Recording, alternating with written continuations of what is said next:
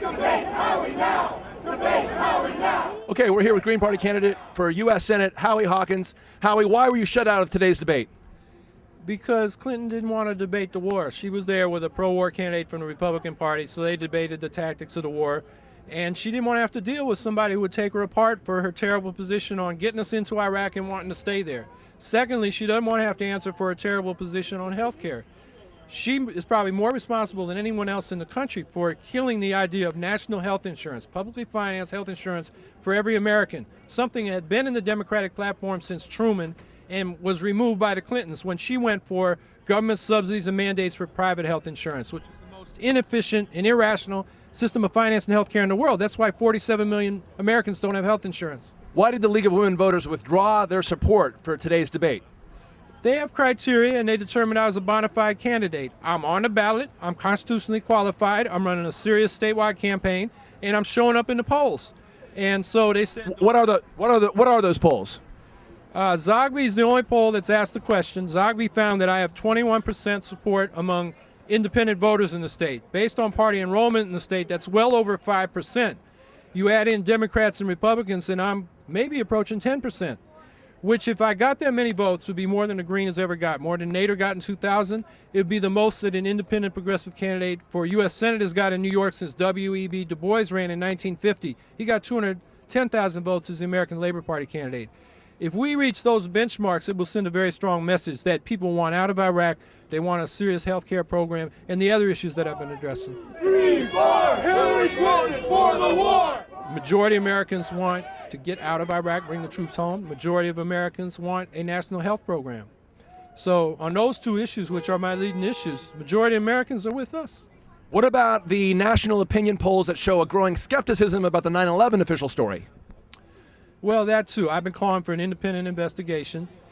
I don't believe the official story. I don't know about the alternative theories, but we got to get to the bottom of it. And what I'm calling for is the kind of backbone in Congress to do investigation of what the government's been doing behind the scenes, because they didn't reveal everything they knew about what happened at 9/11. It's dribbled out. There's still stuff we don't know about. So we had the Pike and the Church committees, which released information or got information out of the Ford administration of what the CIA and the FBI had been doing. And we found out about assassinations. We found out about spying on Martin Luther King and all those things, even though current people in the Bush administration were part of the Ford administration, like Dick Cheney and Donald Rumsfeld, and they were blocking all the way, but Congress back then would push. Now we got a Congress and a Senate, and they roll over for Bush, and that's why I'm running too. We need people with backbone in Congress who will stand up to the executive branch and the covert agencies and the military. Militarism is run rampant, and it's draining our treasury. The people are being hurt. We got to get out of Iraq and back into our communities to provide jobs, health care, housing, good schools. The other thing that I'm telling people is they need to vote for the whole green slate, especially our candidates for governor and lieutenant governor, Malachi McCourt and Allison Duncan. With 50,000 votes, the Green Party has an automatic ballot line in New York State for the next 4 years. We've elected 2 mayors and several town councilors around the state. With the automatic ballot line, we'll be able to run a lot more local candidates, elect more local officials who are Greens, and that will create a good foundation for running more serious and stronger campaigns at the state and federal level in the future.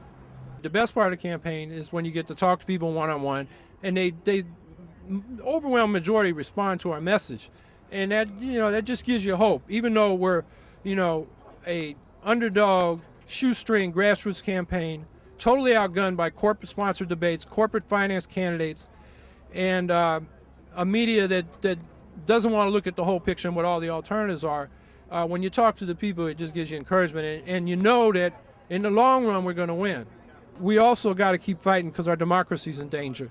It's not just corporate-sponsored debates. It's not just corporate-sponsored candidates where the corporate interests own both parties, and it's like in the Boss Tweed days where he said you could vote for anybody you want as long as I get to select the candidates. That's what the corporations do with this two-party game.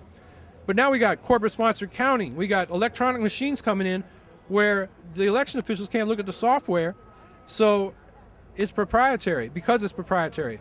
So who knows what that software does? And there's concern that our vote counting will be stolen. But beyond that is the erosion of our basic democratic rights, our Bill of Rights, with the Patriot Act and now the Military Commissions Act. Right now, anybody who dissents could be labeled an illegal enemy combatant under the broad definition in the Military Commissions Act and they could disappear. They don't have access to a lawyer. The evidence against them is secret.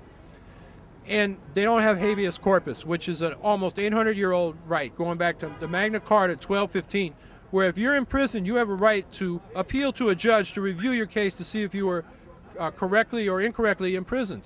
You lose that right, and then the executive branch, the police, the state, has no check on it from the judiciary and no protection for our rights that we supposedly have in the Bill of Rights. The Constitution wasn't amended, right? But we're losing our rights because of these acts. And even worse, no acts. The executive branch is now spying on all the email and phone calls we make through the National Security Agency. There was no legislation to do that. There was no discussion. They just did it. And then the media, the New York Times found out about it. I think they sat on it for a year before they released it. The fourth estate's supposed to be, you need an independent judiciary, you need independent media, you need a Congress with backbone, and they're all collapsing between an executive branch, and militarism has run rampant.